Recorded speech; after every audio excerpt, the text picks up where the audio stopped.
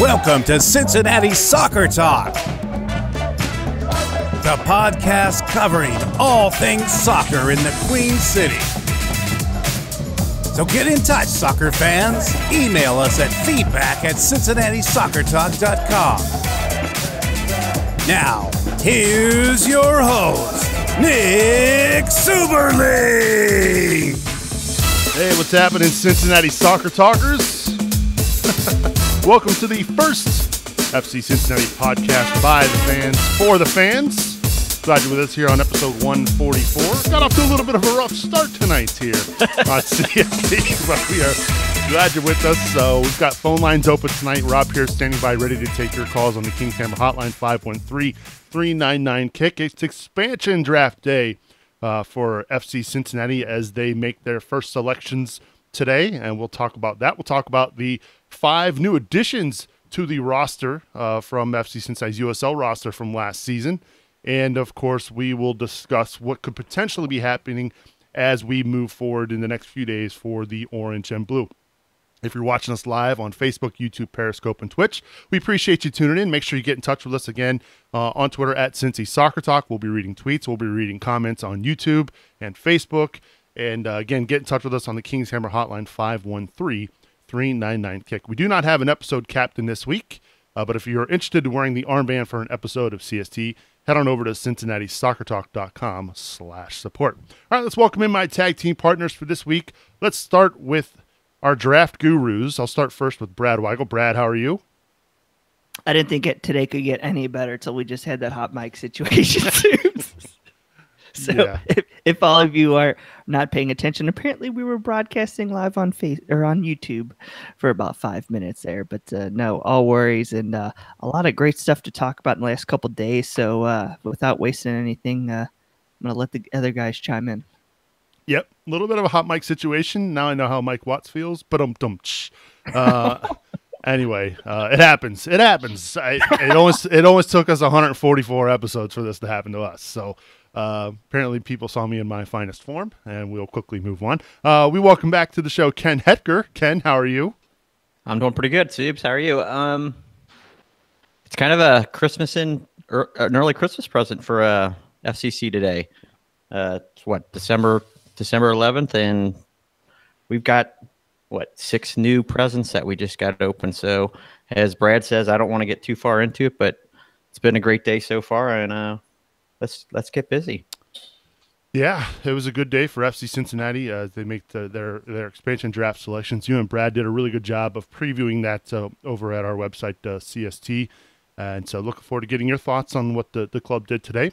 And last but not least, we welcome into his brand new studio in his new digs, the one and only Brian Weigel. Brian, how are you? Not bad. Just kind of still getting into the swing of things here. It's been a hectic, I'd say 3 months, but glad to be on here talking about some Major League Soccer and FC Cincinnati. So glad to be back. Yeah, we're glad to have you back. You're kind of our, I don't know, for those of you who don't know, Brian had an MLS podcast before he was podcasting with us. And so it'll be good to get his thoughts because he's kind of, he's got some experience covering Major League Soccer. So we'll touch on that here in just a moment. So in case you missed the news today, let's discuss the expansion draft. The first selection in the expansion draft by FC Cincinnati today was Darren Maddox. He is a forward from DC United. He was the number 1 overall pick in the 2000 MLS Expansion Draft today. He also was the number 2 overall pick in the 2012 MLS Super Draft out of Vancouver, played his college ball up at Akron. They were just churning out all kinds of studs back then in 2011 and 2012 there, with Caleb Porter being there. He scored a career-high 10 goals this past season for DC United. He's got 14 goals and 42 appearances for Jamaica. And he played alongside Fernando Adi in Portland a couple of seasons ago. So when we saw that name today, gents, and we saw that Darren Maddox was the first overall pick in the 2018 MLS Expansion Draft, what were your thoughts? I'll throw it over to you first, Brad. Yeah, actually, he wasn't one that I was expecting to be on our board just because we had Fernando Adi, and I think that excuse me, his contract situation, about 400,000, a little more than I would have thought. But you cannot deny that the guy has speed and he's got talent. And you know, I don't know if we're going to talk about now or later about how all these picks might fit in together, but he definitely is going to see the field. Whether it's going to be maybe a replacement for Adi up top, or maybe we see him on the wings, or maybe we see him as kind of that utility guy that could sub in one of those left, right wing, or even up top in one of those positions. So I'm excited to see how he fits. And you can't deny his talent. You know, last year he was on a tear. Alan mentioned it before the Wayne Rooney signing. He was, you know, cracking in a ton of goals, and hopefully he can incorporate him to this squad for 2019. Yeah, you know, he's a guy that, you know, for a majority of his time, you know, I was really excited. He got a lot of minutes up in Vancouver. I think they tried to make him more of a winger rather than a forward. But Ken, your thoughts today, because he was not a guy that was on your list either as far as your top five. Yeah, no, he was not. I mean, I think we all, I was just speaking earlier, we went 0 for 15 on our picks pretty much. But I'll tell you what I'm impressed about with him. He's got 10 goals this year, and he only got half a season in. Wayne Rooney came in and, you know, stole the thunder, and he didn't have a position to left. I mean, he had nowhere to go. So do you see that on my shoulder right there? It's a chip. I mean, and now what Koch said, we're looking for a guy with chip on his shoulders. Maybe this is what drives him. But again, like Brad said, he wasn't on my board because of the money. 400,000 is a lot, but hey, we were throwing stuff around like we were Oprah Winfrey. You get GAM, you get TAM, you get more TAM. So, I mean, so let's see what Koch can do. Let's see what magic him and the coaching staff can get out of these guys. Yeah, and this is a guy, and obviously he's got some experience with Vancouver, where Alan Koch was before coming over to FC Cincinnati. Bry, you know, one thing he's got pace, and that's a good thing, something that the club's going to need. Yeah, I mean, he's an athletic guy. Kind of back to what Brad and Ken were saying is, I just not sure the fit right now. Coach Koch said in some post draft interviews that he's going to give us a different look compared to what Manu or Adi or even Emery Welshman can give us. So I guess that's a net positive. But yeah, I'm just not sure. This is a guy that has never really had a role on pretty much every club he's been on. What I mean by that is, you know, he's never truly been the true forward. You know, they've tried to push him out to the wing. They've tried to put him in different roles. So it's still kind of a head scratcher to me. Is he a quality player? Yeah. Expensive? Yeah. So I think this is going to be one of the more tough sells for me when talking to other, you know, fans of other clubs. Is why would we bring in this guy, considering, you know, he's never really, I would say, been extremely successful on the wing, and I just don't see him supplanting Adi unless an injury or something would happen. Yeah. Yeah. The one thing that you just mentioned there is an injury to Adi, but I think you can see a little bit of thread between some of these picks is that he spent time in Portland, and I think he spent some time in Vancouver with Koch. The guys used to playing on turf.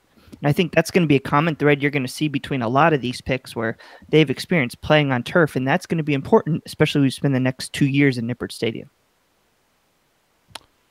Right, you're kind of shaking your head. Do you not agree with that?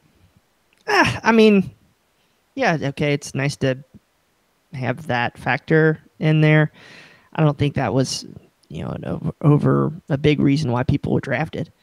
So, yeah, I mean, just we'll wait and see what happens there. I mean, as I said, he's a quality player. He's scored. He's a proven commodity, and I think that's what Coach Koch likes. I think the biggest thing with him is that he's going to come in and he's going to know several different players. He's going to know Adi. He's also, you know, he's going to know Koch. So I think that's a thing that we saw last year with some of the Vancouver Orange Caps that we brought in. So I think that's probably a little bit more a reason. You know, when I was watching live, when they said Darren Max was our first pick, I literally went like, WTF? Like, really? Like that? He just wasn't even kind of on my radar. Yeah. So, I think that is, as I said earlier, I think that's definitely the one pick that I'm just kind of like, yeah, that's really gonna have to be explained and proved on. Because I mean, I guess he's 28, so he can be with us for a couple years, but yeah, we'll see. We'll see how that one really works out. Because I just don't want him being what we've heard behind the scenes is that he sat in DC like as like the third string guy, and he was peeved. So I just get a little nervous thinking that he might get a little upset sitting behind Adi. But then again, how many times did we see Adi go 90 minutes last year? No, that's a good point. I think too. Again, that comes back to the whole chip on his shoulder. He's got something to prove. And so, look, Adi's not going to play every single match for FC Cincinnati this year. And one thing that you like coming into a match, we've seen a couple of these comments over here on YouTube that, he could be a super sub. Somebody you bring on in the last 20 minutes that's going to bring some pace going up against some tired legs along the opposing defense's back line. So that's Can I throw in another? Can I just throw in another? I agree that he could be a super sub, but I also think he can be a starter. And I only say that because we saw Adi get locked up in that last playoff game against New York Red Bulls. Adi's a hold-up forward. This guy's not a hold-up forward. That speed opens up different avenues for us to get to. So, I mean, if Koch can play matchups and play him correctly, he could be a threat. I mean, he scored, like I said, he scored 10 goals in half a season. So he's got finishing power. I just don't know his true role, and it's a lot of money for that kind of aspect. Yeah.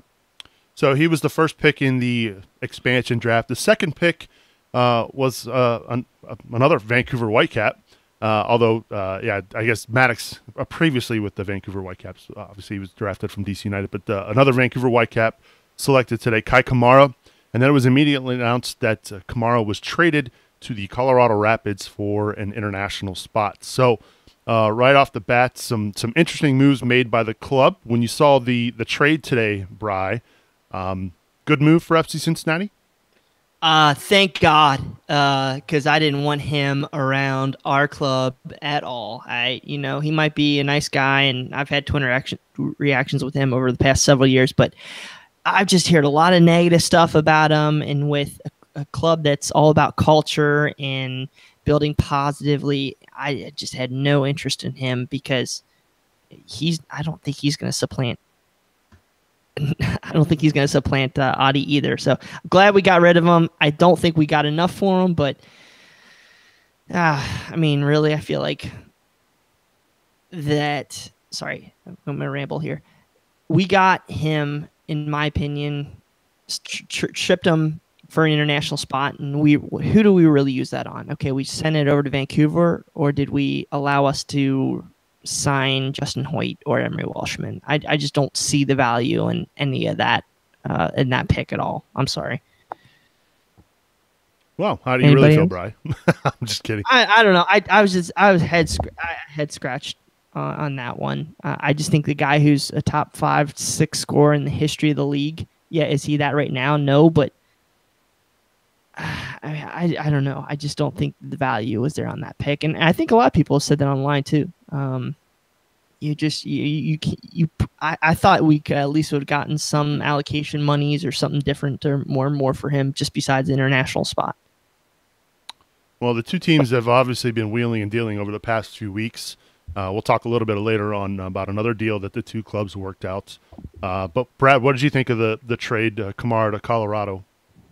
I think Brian hit most of the nails on the head, but I think one thing's clear from the start of today, and that was to make FC Cincinnati better.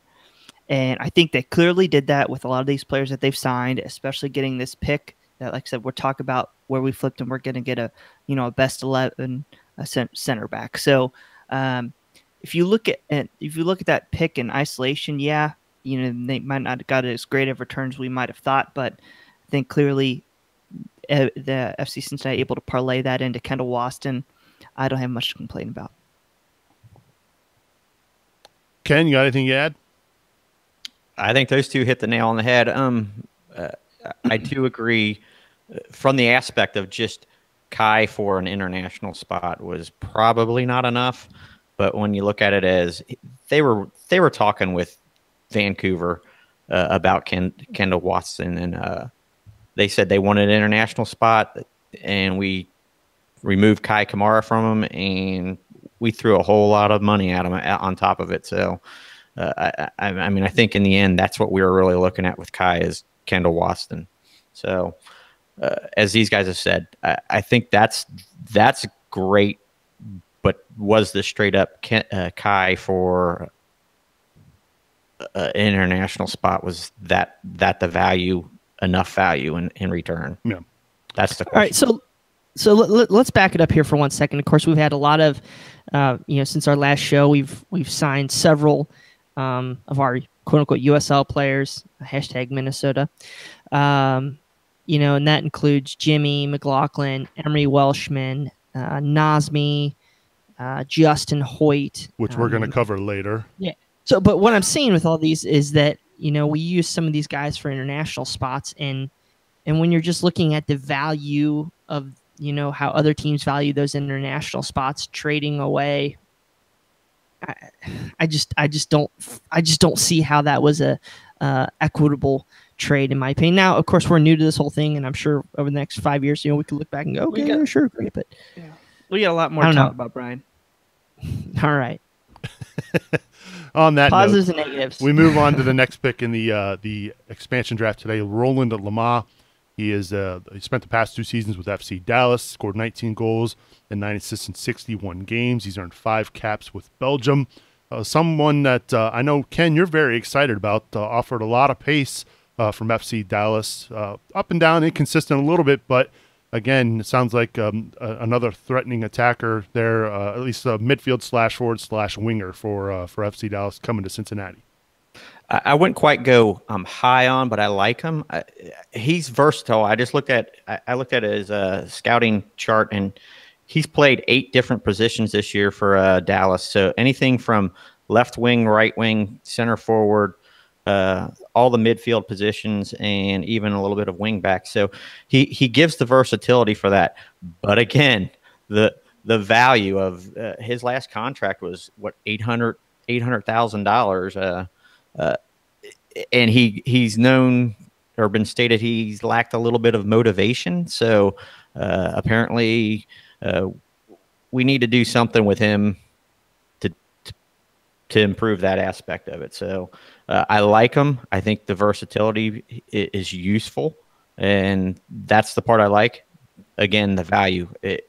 Koch has got his work cut out to make him work, I think. So this is one that actually I think that even though his contract's high, supposedly we're gonna his current option wasn't picked up, so we're gonna renegotiate his values. Hopefully, we can get a little savings there. But I think that actually a lot of people in FC Cincinnati land should be high on this guy because he's gonna play left wing for us. I don't think you're gonna say move around. He's gonna play left wing, and he's actually he's great in front of goal. He's got a great touch, and one of the things that FC Cincinnati has that FC Dallas did not have was a star striker. And Fernando Adi, we saw in the USL, he got a lot of bodies were beaten up on him because we didn't have another attacking option. This guy has the ability to be that other option. So guess what? If you start to double team Adi, you're going to be able to hit Lamar, and he's going to put balls in the back of the net for us. So it gives us a different option, a different look. He's actually a lot bigger than I would think most left wingers would be. He's got the speed, he's got the pace, and I think when we're going to talk about him getting up and down that left flank, overlapping with Garza, I think this is somebody FC Cincinnati fans are going to absolutely love. He's going to be key to our success, and he's going to win us games. Yeah, and moving on now to the next. Actually, Brian, did you want to add anything to that about Lamar? I think it's a short-term proposition for him. He's 30 years old. He's never really stayed anywhere very long in his career. He's kind of been a journeyman, across the world. So I think he'll be a positive player for a couple of years. But I think this will be. We'll see if he works out. And kind of what Ken said. Yeah, expensive. So we'll see. This is again another one where I was just kind of like, okay, yeah, he's a quality player. He's been a little inconsistent. a lot of upside, a lot of athleticism, which you've repeatedly heard that from the technical staff. So, again, this will be another jury out.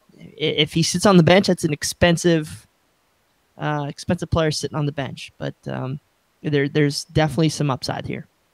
In the fourth pick, FC Cincinnati decided to take Eric Alexander. He is a midfielder, spent the last 3 seasons with the Houston Dynamo, made his debut back in 2010 with FC Dallas. He's played over 13,000 minutes in Major League Soccer this year, guys. Or over his career, I should say, not this year. That would be crazy. He's got 2 caps for the U.S. men's national team that we didn't realize, Brad. Yeah, he made the January camps in 2010 and 2014, but this guy, he's been a journeyman, but he actually has a lot of quality. He already has 200 appearances in Major League Soccer, but he's been critical for Houston the last 2 seasons. I know people look at his stats and they see 20 appearances in both the seasons, and I think if you just look at that, you go, oh, how great is he? Well, guess what? In 2017, he tore his MCL, so he missed a lot of the second half of the season. Took a while to get back, but he was nearly indispensable in that midfield. And then in 2018, kind of the same situation where he had 21 appearances, 20 starts. He was really tremendous in the beginning 2/3 of the season. And then in August, tweaked his hamstring, tried to come back, couldn't make it all the way back. But the guy played a critical role for them. And I think that if you bring him in and you put him, he can play either that 6 or 8 in central midfield. He's very, very flexible. And then if you partner him up, like in New York, they partnered it up with Dax McCarty, and they were tremendous. If we get another stopper, Paul Tenorio and Sam Stejskal said that FC Dallas and FC Cincinnati might have a trade that could be announced tomorrow for Victor Ulloa. I mean, right there's your central midfield, and then you can even talk about pairing him with Fatai Alashi, and hell, that is a great, tremendous trio right there in your midfield that provides Koch a lot of flexibility, and now you start to see this roster come about. So I'm actually excited. A lot of people see journeyman. His salary is not that high, but he's got that starting potential. Is he going to win you MLS Cup? No, but for that first year, that first piece, actually a great undervalued signing for FC Cincinnati. And the 5th and last pick for FC Cincinnati, a name many of us are familiar with after what happened in the USL Cup playoffs, Hassan Nadam from New York Red Bulls. He spent last season with the Red Bulls too, obviously. Had Fernando Adi in his back pocket in that playoff matchup. Did a good job and contributing to that win over FC Cincinnati in the playoffs. Current member of the Cameroon U20 squad, who will be playing in the FIFA World Cup this summer. Played very well for, as I mentioned, against FC Cincinnati earlier this year. Didn't get a lot of minutes with the big club. Had 1 start for the New York Red Bulls Major League Soccer roster this year. But this is a name, a guy that many folks were high on. Ken, I know you were kind of big on him, hoping that he would be ending up with FC Cincinnati, and they did, in fact, use that 5th draft pick for him. Yeah, I liked him. I mean, I was a little bit bigger on another player on New York Red Bulls, but sure. I think the end of the day move makes him a little bit more valuable when we got Waston. So teaming him up with that aspect, but he's young. I'm not 100% sold like he's the guy, but I think he has potential. So I 100% value pick. I like this pick from that aspect. So then the expansion draft ends, and we're thinking to ourselves, and many of us here at CST, we're kind of thinking to ourselves, well, that was kind of underwhelming. Like all that for that. Like we were kind of, I don't know, I guess maybe expecting a little bit more. Some of us even shut the stream off, only to find out we missed some big news that Alan Koch dropped during the post-draft interview. They have traded for Atlanta United's Greg Garza.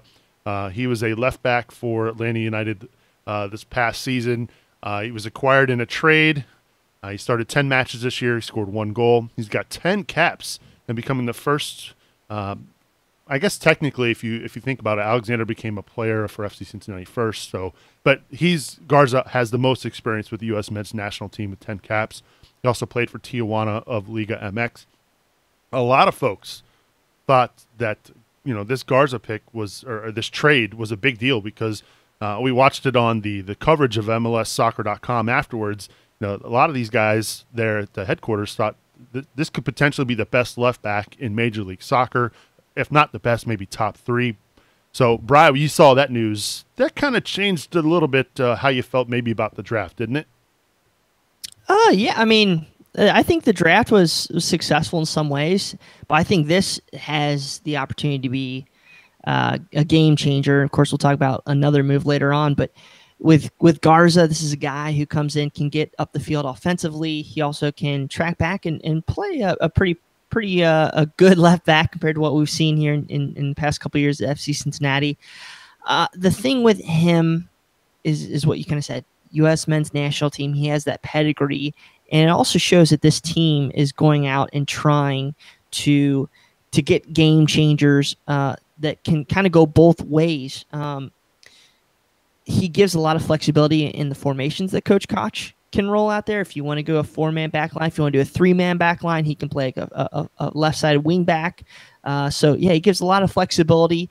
And we had some discussions about his Gam Tam trade. And I think for $400,000 in allocation money, I think this guy could end up being a steal if he can get over those injury issues that he's had over the past couple of years, whether it be this past year in Atlanta or previously in Tijuana. Yeah, that's going to be the big thing, Brad. Injuries has been the main storyline, at least in these past 2 seasons with Major League Soccer and Garza. Yeah, I know he's had some, I think, hip issues, and that caused him to miss a lot of time, even though he's able to make it back for the MLS Cup. But you have a chance to get, if healthy, a best 11 type player on your team, and you take him. So all of a sudden you have him filling out the left side of your roster. And then, Kendall Waston, which we're going to talk about in a little bit, he's going to be one of your center backs. All of a sudden now you've got 2 very experienced top, 2 best 11 type players in your roster. That might actually allow FC Cincinnati to bring in a Forrest Lasso or Hassan Adam and start them and bring them along a little bit quicker, because they have a couple anchors next to them and can learn the ropes and can carry a little bit of weight, as they feel out the MLS process. So excited about that. The only issue, in addition to that injury bug that Brian mentioned, and I think we're going to have a little bit of issue with that going forward with some of these clubs, is that there's a great chance he's going to be out in January for the January camp with the men's national team. So how does that affect him getting involved with this roster? And then the other thing is this summer with the Gold Cup, I completely expect him to be gone on international duty. So what can FC Cincinnati do to add a little bit more protection on that left side, even though it's a tough position to be, to fill. And we do have Blake Smith. I'm not sure Blake Smith is that answer if Blake has to play 3, 4, 5 games in a row because Garza's on international duty. But overall, very excited, tremendous pickup. And in the long run, like I said, if you can get a best 11 guy, you grab him with both hands. And I think, too, this is a good problem to have if you're Alan Koch and Jeff Birding. I mean, this means that you've got a quality left back, which is very hard to find in this league, Ken. I heard Jeff Birding talking about it tonight on Lance McAllister's show, just how difficult it is to find a left-footed left back that can do both, do great things, not just in the defensive third, but the offensive third as well. Yeah, this is the player we've been waiting for 3 years at left back. This is the guy that fits Koch's system. I mean, watching the MLS Cup, you could see it. He matched exactly to what Koch wants to play or has wanted to play. Now, whether that's the same style, I don't know. But this is the pick of the draft, or the name that was dropped during the draft, that finally said this is a good draft or a good situation. At least it gave me confidence. So I think he's the best pick out of what we've talked about so far. Yeah, even though technically it wasn't a pick, it was still a trade with the exactly. But still, it'll go along the lines of part of the expansion process. Then we heard some rumors. Did you want to chime in with one more thing there, Brad? I was just going to say, you never know, because Major League Soccer excluding those 5 teams, maybe that gave us a little bit extra GAM or TAM to get this deal over the line. So you never know. That's true. Which we'll be talking about that here in just a moment. Then as we are kind of winding things down with the draft and trying to recap and figure out what all went down, we saw some rumors about Vancouver and Cincinnati making another deal for center back Kendall Waston. Then Kendall comes out on Twitter acting like he has no idea what's going on, and maybe he didn't. But he certainly tweeted out today that he hadn't heard anything about anything. His agent hadn't heard anything about anything. And then a couple hours later, it turns out, well, Kendall Waston is now a member of FC Cincinnati. Traded today, acquired in a trade with Vancouver. He's another center back. He's logged over 10,000 minutes in his 5 seasons with Vancouver Whitecaps. Was the captain of the Whitecaps this past season. He's got 30 caps with Costa Rica, and he's a 2-time MLS Best 11 selection in 2015 and 2017. So this is another solid pickup. This is, when we were talking about the rumor that was flying around today, guys, I know Brian, I know Brad, and I actually, Ken, I think you all kind of got excited about this selection. So Brian, it's official. Kendall Waston is a member of FC Cincinnati. What does that mean for the club? Yeah, baby. That's some business right there. No, this is one of the best center backs in recent memory in Major League Soccer. A guy who's played he's been to World Cups. Literally, this is a guy who, when you associate him with your defense, it automatically lends credibility. And again, he's had a relationship with Alan Koch. This is like a great somebody who has just been around the league and can be a veteran presence. I tweeted out there and said, I think he's the team captain day one. I think he's the guy that comes in. This is his team, even though there's been guys around here. This is a guy I look to and say, hey, you're our leader. Lead this back line. Make sure the defense is locked down. I'm really, really jazzed about this pick, more so than I think anything out there. And, I don't know if you know much about a situation in Vancouver. Of course, Carl Robinson was fired towards the end of the year in Vancouver. Wasn't a good year in Vancouver. They didn't win. And he had a lot of people had these rumors out there that he might go to Europe. A lot of people said he doesn't want to go to an expansion club. He wants to go and win right away. And he said, in his exit interview in Vancouver, it's not fun when you don't win. I don't want to go to a place that doesn't win. So the fact he's coming here, he seems jazzed by it. That makes me pretty excited to see what might have been sold to him, what might have been communicated to him. I doubt this kind of was like a last second kind of thing, but I think it's going to be a big impact, and I think it's also a guy that can, what we said with Ndam and Lasso, mentor those two guys. So real big stride for the future of FC Cincinnati here. He counts as a domestic player, so he's not going to take up an international roster spot. Did score the first goal for Costa Rica in this past World Cup, Brad, so he's got some international experience as well. Yeah, he might be another one of those that we see in the Gold Cup, but I didn't know this till later this evening after the deal went through, that this is the single most allocation money that has ever changed hands between clubs for a single player. So defender. Defender? Okay, I thought it was player. No, defender. Okay, well, the point being is that he's a tremendous asset for this club to get.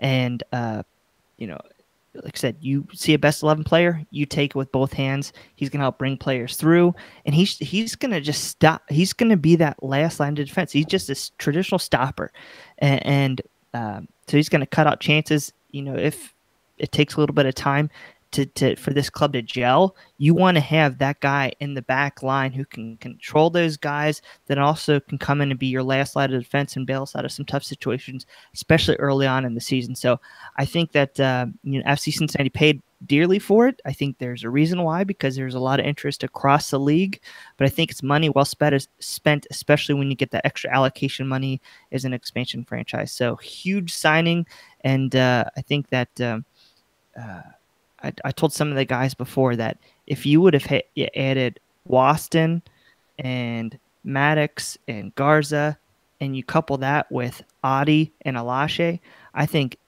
FC Cincinnati would have got a 10 out of 10 today. So that's a lot of, this roster's taking shape. We got a lot of starters. We got a lot of role players. And it's just excited to see what other pieces they're going to add over the next days and weeks. Yeah. We'll talk a little bit about the expansion, or I should say the return of some of the USL guys from a year ago who were announced on Monday here in just a few moments. We do have phone lines open, though. Get in touch with us on the Kings Hammer Hotline, 513-399-KICK.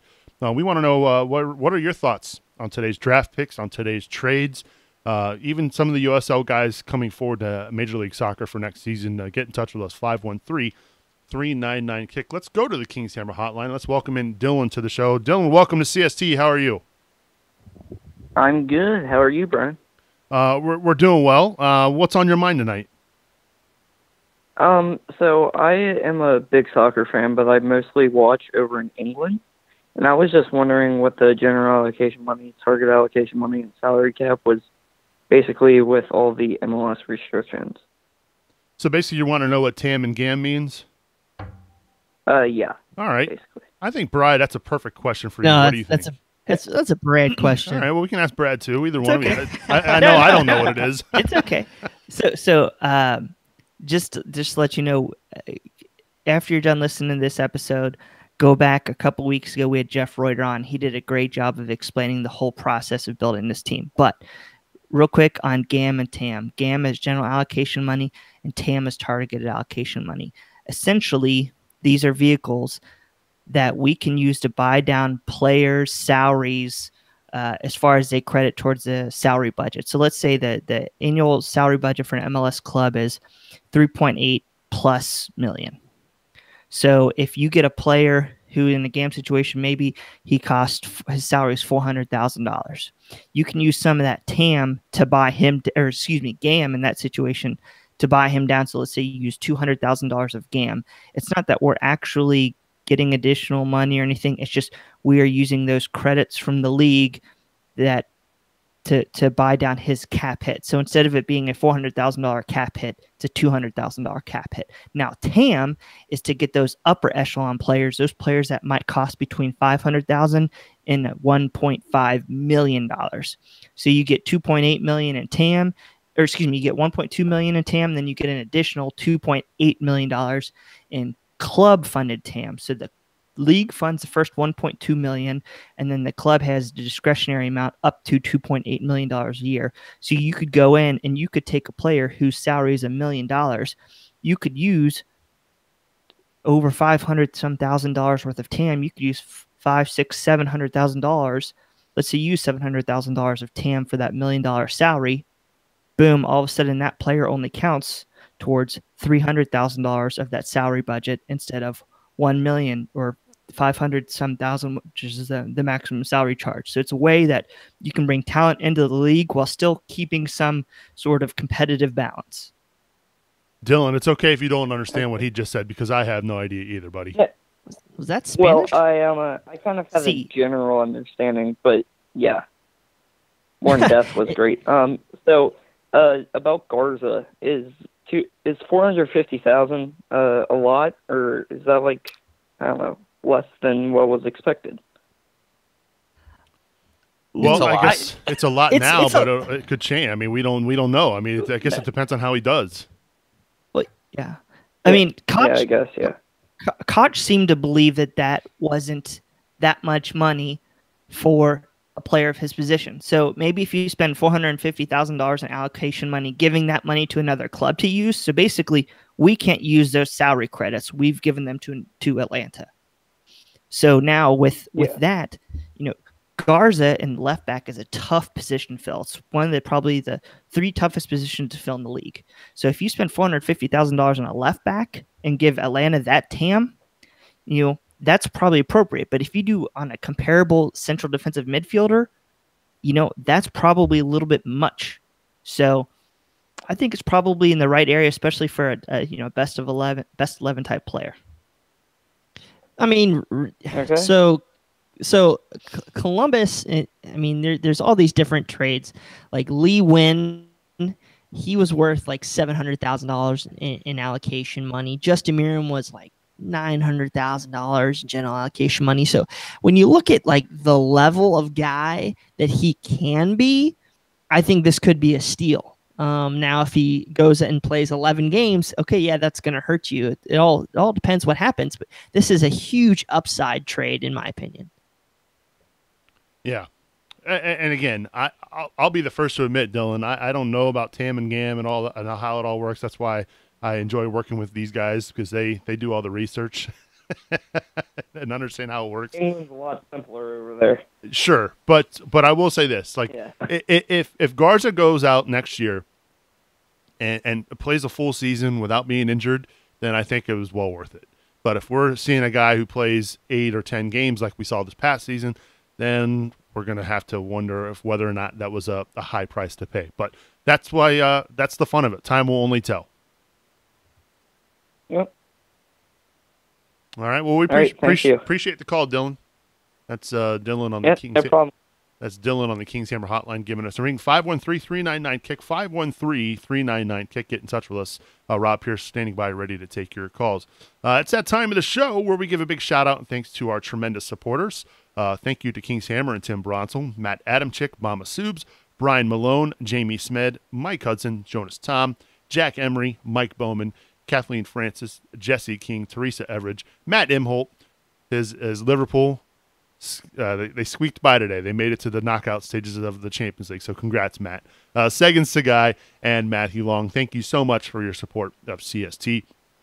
To learn more on how you can support the show, head on over to CincinnatiSoccerTalk.com. All right, so it was announced this week, well, Monday, that we've got some faces returning in the 2019 season for Major League Soccer and FC Cincinnati. It was announced that Jimmy McLaughlin, Justin Hoyt, Emery Walshman, Blake Smith, and Nazmi Abadawi are coming back to FC Cincinnati. It was also announced that Spencer Ritchie was acquired via a trade with Vancouver Whitecaps, so Spencer also returning to the club here in 2019. Any names out of that list, Ken, that you're kind of surprised and wondering, why they are returning, or is there any name here that you're excited is coming back for next season? I got a lot of questions. It's very hard to be too critical, but I think we've discussed it. Bringing back Emery Welshman and Hoyt and using those international spots is that's a big loss of value. I mean, we just saw how much that spot is worth. Blake Smith, I can see him as, I guess, depth. I'm happy we got Garza. Nazmi is about the Nazmi, and I guess Spencer Ritchie. I can buy onto, but we need depth. We need guys, and these are guys that are going to fill some spots for our U.S. Open Cup run, things of that nature. So, as they said, the Gold Cup comes around. Some of these guys are going to see some of that time. That's about it for me on these guys. Well, we reported over the weekend that Nazmi Abadawi had reached an agreement to return to FC Cincinnati, and he was a name that last preseason back in 2017 that a lot of folks thought he was going to be making the jump to Major League Soccer. Fortunately, he stuck around and picked FC Cincinnati for our last USL season. But is that a name, guys? I'll throw it over to you, Brad, that you're excited about that is returning next year? Yeah, I mean, I think the point of this team this time last year was to develop a team of players that we could legitimately look at, study for an entire season, and then use that roster to build for this season. And so if you look at this, we're bringing back 11 players, but you have Adi and Alashe, who definitely going to be home runs in Major League Soccer, I feel. You've got Ledesma, and then you've got a lot of players that are going to be able to contribute right away that aren't your sympathy fix. And comes to mind, like you just said, Nazmi and Forrest Lasso. These are guys that are going to be expected to contribute a lot of serious minutes come Major League Soccer. So I'm excited that he's here. I think it was the goal that we can check off from this past year that we've brought these players through. And, I think it's something that we're going to see time, and they're going to be given every opportunity to prove themselves. And I think these guys are going to deliver. Yes, we are going to have some bit players, but you know what? Every team has bit players. Every team has some practice players. A guy like Nazmi, a guy like Force, these are not those type of guys. Let's go to the Kings Hammer Hotline. Let's welcome in Bill to the show. He's got a question about our goalkeeper's situation. Bill, welcome to CST. How are you? Hey, great. How are you guys doing tonight? Doing well. What's on your mind? Well, I'm really happy that they re-signed Spencer Ritchie. I think he proved his worth towards the end of last year. But it is a little concerning that they didn't, either pick up a starter or add depth in this draft. And I didn't know if anybody had heard any rumors of anything else going on, what's happening with Newton. Just thought I'd see what you guys had to say about that. Bri, you want to chime in on the keeper situation? Well, the big rumor on social media today, and even I want to say Ives Galarsep with Goal.com said that FC Cincinnati is looking at bringing in an international goalkeeper of some kind. So I don't have any ideas there. The official window opens, I want to say January 1st if there's a transfer. So we might have to wait till then. I don't know if there's, maybe a free agent somewhere that we might announce. In terms of depth, I think Richie's a good enough of a level that he can be your number 2. I think you can probably pick up a number 3 in the draft somewhere, or maybe even go further down and get a young guy from USL that's on a lower roster hit. There was some names in this draft, David Usted, that I think could have come in and probably been the starter. But with those things I previously mentioned, I think it would make a lot of sense to bring on a minimum salary guy in the next month or so. Yeah, that is a big rumor that we've been hearing for quite some time about an international goalkeeper. So make sure you stay tuned to CST, as we'll have that coverage as well. Joe Bendick, another one of those names that was left unprotected in the draft. That a lot of people thought FC Cincinnati should go after. Matt Lampson, who we're familiar with this time with the Fire when he came to Cincinnati and lost in the shootout. Spent last year with Minnesota United. So look, it's not ideal. So right now the only goalkeeper officially on the roster is Spencer Ritchie, but it sounds like the club's got plans to address that, Bill. Yeah, okay. That's great. That's kind of what I figured. I just thought I'd bring it up, see what everybody had to say. And love the show. Have a great night, everybody. Thanks for the call, Bill. Appreciate it. It's Bill on the Kings Hammer Hotline. Get in touch with 513-399-KICK. Can I make a point real quick, Subes? Go for it. We were talking about allocation money a little earlier with a different caller, and I think I've seen on some of our social media, how much allocation money does FC Cincinnati actually get? And they from the CBA, and I know we've been told that they're going to actually get a significant amount more money because MLS took 5 teams off the board. But from the CBA, each expansion team gets $1.1 million in expansion year allocation money. And then I believe that is in addition to the annual allocation money of $200,000 that they get. Plus, you're going to receive allocation money in other different ways. So right now, if you look at what FC Cincinnati spent money on right now, you have $450,000 I'm talking just in general allocation money, not the TAM, but general allocation money. FC Cincinnati traded $450,000 of that to Vancouver for Kendall Waston. They traded $450,000 of the general allocation money to Portland for Fernando Adi, $200,000 for Garza, and $60,000 of that for Fatai Alashe. So, what's that mean? I think FC Cincinnati is probably starting to get up there in that initial allotment of allocation money. So I'm going to be interested to see what FC Cincinnati can do to maybe get some more. Now we don't know exactly what they have, but we do know that they have the first spot in the allocation order, which could be extremely valuable. They could trade that if another franchise wants to get a U.S. international or a former high-value MLS player. They could trade that to get a little more allocation money and get additional assets. So that's something to pay attention to where, just my general math here on the initial allotment, they may be getting towards that amount, but I do know that they get more and more, like I said, from this expansion draft changes, extra allotments that do occur that the league doesn't necessarily communicate to us. Yeah. All right, we've got another caller here on the Kings Hammer Hotline. Let's welcome in Mitchell to the show. Mitchell, welcome to CST. Hey, how's it going, guys? I'm doing well. How about you? Good. I'm calling from New York. Fantastic. I just wanted to talk about some of the former players that we kept along from the USL side. All right. I just want to talk a little bit about Emery Welshman in particular. I think he's a a great team player, and he can really be a guy who can come off the bench and play a little bit. And although he didn't have as many goals as we kind of expect from someone to bring onto an MLS side, I think he's a real contributor, in the attack, and he has a lot of pace and a lot of potential on this MLS club. Yeah, I think, in talking with you, Ken, I think you although it wasn't the flashiest of years for Walshman, you actually like the way he plays. Yeah, I mean, I actually think he's a good fit for the team style-wise, and he could be something. My concern right now is that international spot. Again, it's just so valuable, and we're seeing how quickly they disappear. I mean, we're down to 2 spots right now, I think, if I'm correct. 3?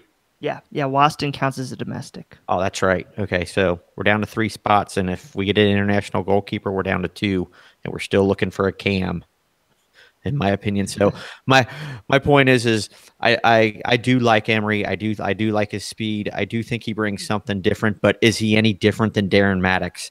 Darren Maddox can probably do the same thing, fill some of the same roles. So what does Emery bring that's different? That's my question. Hold on one second. So I agree on certain of those points, Ken. And the thing is when you're bringing in some of these guys in these international spots, you need them to be versatile, okay? Justin Hoyt, he can play right back, left back, center back. I see that. He also is going to mentor a right back potentially. I'm fine with that. Emery, does he play the wing? Not really. Does he play a similar style as Adi? Not at all. Can you bring in somebody over top of him that can probably give a little bit more? You just did today in Darren Maddox. So I love Emery Walshman. I think he's a great player. That was one of the thing that was like probably the move in terms of the USL players. I just didn't agree with it. And, I've shouted his name from the mountaintops over the past year. In terms of how this roster is set up, there has to be some plan there to use him, or else it's sadly a dead spot, because right now at best he's sitting 3rd, maybe 4th, in that forward pecking order. And you can't tell me you couldn't have gone out and got a college player, American college player that could have fit that role. So it's a really tough role. I mean, he said, man, I really like Emery. It's just with how this roster and the different rules, it's just so tough. So I got to ask, Mitchell, what's your affinity? Like, what is it about Emery Walshman that you like so much that you're excited for? I just really liked his personality, and I liked him on the pitch. I think he brought a lot of energy, especially coming on as a sub. And then he had a couple of great games, especially against a memorable one, I think, for everybody, is the first game against Indy 11. Yeah. But it's a great point from both of you guys. I think it's a tough call, but I kind of like it. I'm more questioning. I don't want to say this because it's like blasphemy, but maybe questioning the McLaughlin pick a little bit more. Well, and to be fair, you're not the only one who said it. I mean, a lot of folks questioning that pick as well, because we saw what he's going to kind of be in the same situation as Walshman. Where is he going to find himself in the pecking order for next year's squad? But there's also, and we heard about it, Jeff Birding talked about it tonight on Lance's show, that he's all about trying to instill a mentality and a culture, and you got to keep those guys around so that the new people coming in can understand what it means to play for the orange and blue, what it means to play in front of this crowd and in this city. So there's that side of it, but that's an expensive side of it. So we'll see what happens. But we appreciate the call, Mitchell. Enjoy yourself there in the Big Apple. Thank you, guys. Appreciate it. It's Mitchell on the Soups, can I say something? Yeah. So I apologize if Emery Walshman, if I offended anybody with that. I think he's a great player, and I hate, saying negative things about players that I feel wear the colors very well. So with that, I apologize. To a point Brad said a little bit before this caller about the allocation ranking. Today there was a big trade where Toronto FC moved from one of the further down spots up to number 2, right behind FC Cincinnati. And I've just been thinking about this is okay. There's always been this chatterbox about a Fabian Johnson or somebody coming back, and FC Cincinnati being interested. Of course, now they're sitting number 1 that allocation order. Do you think, that they could have maybe traded with Toronto or they probably would have traded with Toronto if they didn't have their eye on somebody already? That's a very good point. You don't get what I'm saying there? No. I definitely get it. I don't know if you guys want to hit this point before I ask a question of you. I've got nothing to add. So if you want to ask your question, Brad, go for it. So Brian, my question here, and this really goes, and Ken too, this goes around Welshman and McLaughlin. I think that they come in as very cost-effective assets to the club. And, I'm wondering, and I know the club would never admit to this, Alan would never admit to this, but I'm wondering if, these are two guys and some of the other players that we might have brought back could fall into this category. I wonder if there are a couple guys where, we see what they do for the next 6 months. And if they can't, stay competitive in practice, they can't break through their squad.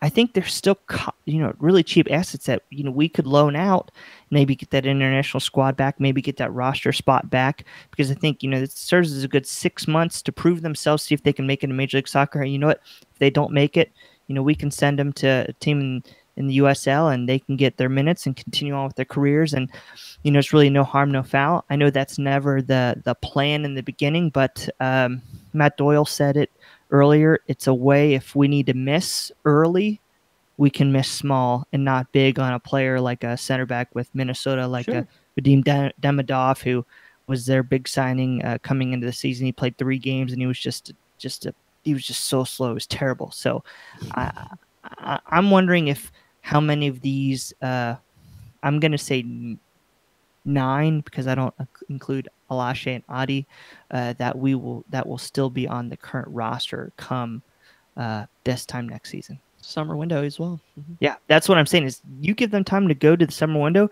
You know what? If they make it and they can stay, great. If not, it gives FC Cincinnati the ability to move them on and bring in players. Maybe like Ken's saying, a number 10 using an international spot from overseas, because it'll be a lot easier to improve the squad with a bigger signing in the summer than it would be to pry it away from a team midseason. Yeah. We did get this question today on Twitter from Justin Sanders. He asks, help us out with the Alexander pick. He's talking about Eric Alexander, who was selected today in the expansion draft. Everything else seemed to make sense except for the 30-year-old journeyman midfielder. I don't know MLS players all that well, so how are we looking? Brad, you had an interesting take on him today.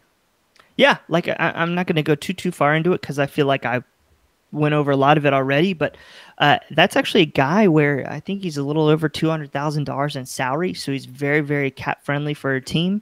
Yeah, he's been a journeyman, but he's been extremely flexible in that midfield, and he's had success when healthy in the league. So I think if he needs to carry the defensive midfield responsibilities himself, it won't work. But if you put him with, in the past he was with Dax McCarty, FC Cincinnati has been rumored with Dallas Uolo. I think that could actually be a great start to this club. Could definitely, be solid midfield. Like I said this a couple weeks ago. Success to me is staying in touch of a playoff position come the summer transfer window, where we'll be able to have more flexibility to continuously improve the squad. I definitely think that he can get us there. And then we can see if, one, we need to improve upon that position come the summer window, or if he can get us through to the playoffs, and then we can continue to build the roster this time next year. So actually a very, very intriguing signing, a positive signing for me. And actually, I think we put this question on the rundown or not, but he is my favorite signing today, just for his value and what his potential brings to this club. Well, there you have it. Brad, very big on that selection. So we've got 4 new additional players through the expansion draft.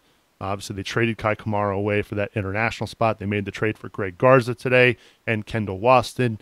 It sounds like there will be some additional moves throughout the rest of the week, which we will have full coverage of that over at CincinnatiSoccerTalk.com.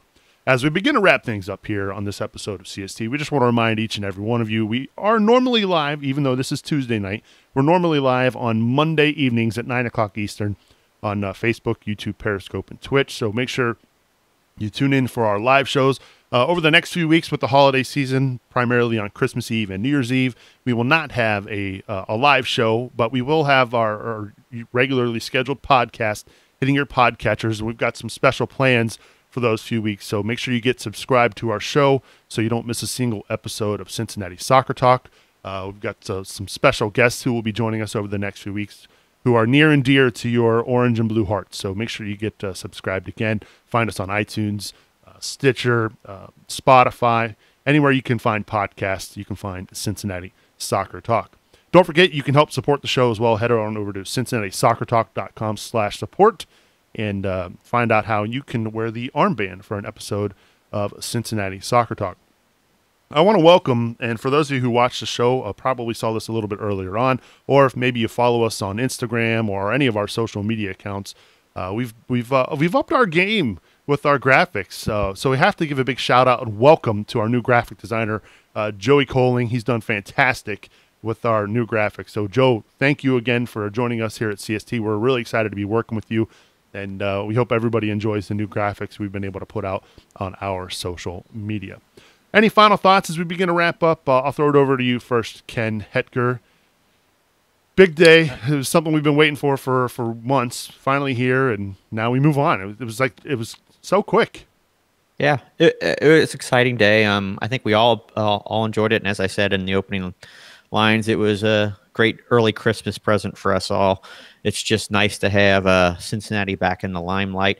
One of the things I did enjoy was Cincinnati was front and center on MLS for the draft. It was kind of nice to see all that. I also enjoyed seeing the guy, the front office in front of the camera.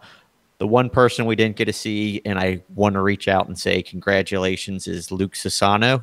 He had a little daughter born today, I guess, or early this morning, named Ava, and I just wanted to wish her congratulations and thank you for all the hard work you've done. I'm sure he's been burning the candle at both ends right now, so thanks, Luke. Good stuff, Ken, as always. We appreciate it. And, yeah, we echo those sentiments. Congratulations to the Sassano family. And, Ken, if I don't see you again, Merry Christmas, Happy Holidays, buddy. Yeah, Merry Christmas. Now let's head it over now to we'll go over to Brian Weigel. The new office did you well tonight, Bri. We've got to get some orange and blue there behind you, but that's a work in progress. We understand. Much like this this roster. I'm a little rusty right now, so we'll get back into the swing of things and talk about more FC Cincinnati as it comes. But I was kind of got a little shot at here, but that I was a little negative early. I still don't think we hit a home run today. I wasn't necessarily expecting us to, but I think the approach was a little bit different than many of us were expecting, and that's fine. At the end of the day, I think we've said this, is that it's kind of like a 2-year proposition. Let's be competitive. Let's see what we can get. Let's develop some younger players over time and see what happens when we go into that new building. I don't think we're taking the quote unquote Minnesota route that people were saying, even though I think our USL players, we brought up quite a few. I think they're quality players. Really do. And I think, there's a reason why we succeeded so well in that league, as well as had some good runs in US Open Cup. So feel pretty positive overall. I think the business done for Waston and Garza specifically is going to be a game changer should they both remain healthy. So I feel a lot positive after those two moves, but the technical staff has a lot of work to do still. But I'm very excited to see how this is going to play out over the next 2 weeks, as well as the next 12 months. Good stuff as always, Bri. Appreciate you being with us, and we're glad that things are starting to settle down for you in the new digs. Holy cow, man! I'm so ready. I'm still unpacking. Like literally 15 minutes before the show, I was still trying to find my mic, so that was fun. Well, we are glad. Maybe some of those folks out there aren't glad that you found. I'm just kidding, of course. We're glad to have you back. Oh, I'm sure. And last but not least, we head on over to Brad Weigel, who had an eventful day himself. His Spurs managed to get through to the Champions League knockout stages. Barely, Brad. But how about that? Written off for dead, and they made it through. Got to give a hat tip to Mauricio Pochettino and his men, as well as Liverpool. They had a great win over Napoli as well. So big day on the international front. But Going into today, there was one goal, and that was to make FC Cincinnati better. And we brought in Kendall Waston, Roland Lamar. We brought in Greg Garza to couple all these guys with Fernando Adi and Fatai Lashe, and then other potential rumored signings coming in. FC Cincinnati and Alan Koch clearly did that. And we've seen that I said this before, I think it was last week or two. I feel he's an elite talent evaluator.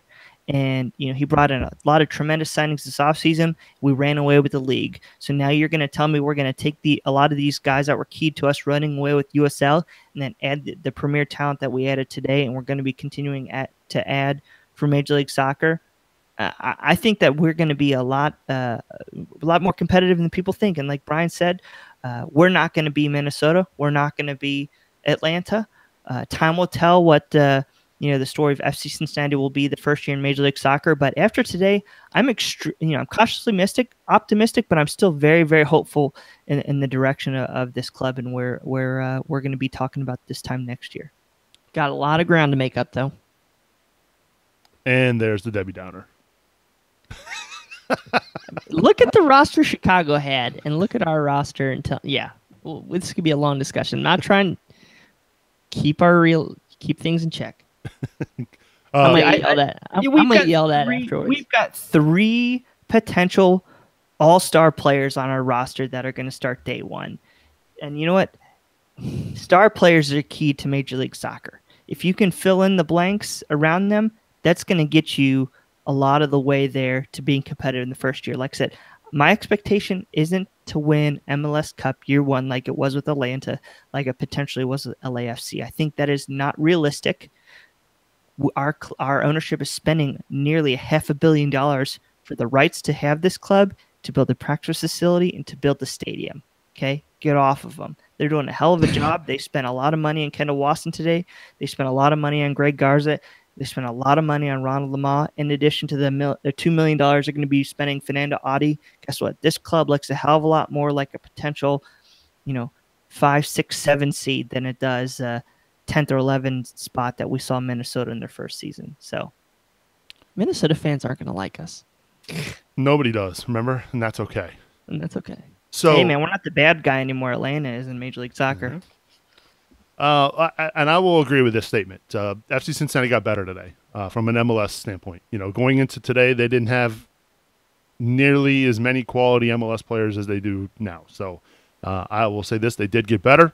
Are they the best side in Major League Soccer? Nope. But look, it's step one, baby steps with this club. So I got to give a big shout out and congratulations to Jeff Birding, Luke Sassano, Alan Koch, everybody there in New York that made the trip out there. Your hard work paid off today. So we appreciate each and every one of you tuning in. I want to give a big shout out and thanks to Rob Pierce, who manned our phones tonight, the Kings Hammer Hotline. Go to bed, Rob. I know you got an early morning. We like making him stay up late for these late shows and screening calls, but we thank Rob for his help. So for Ken Hecker, Brad Weigel, and Brian Weigel, I'm Subes, reminding you to watch your tackles, and we will see you all next week.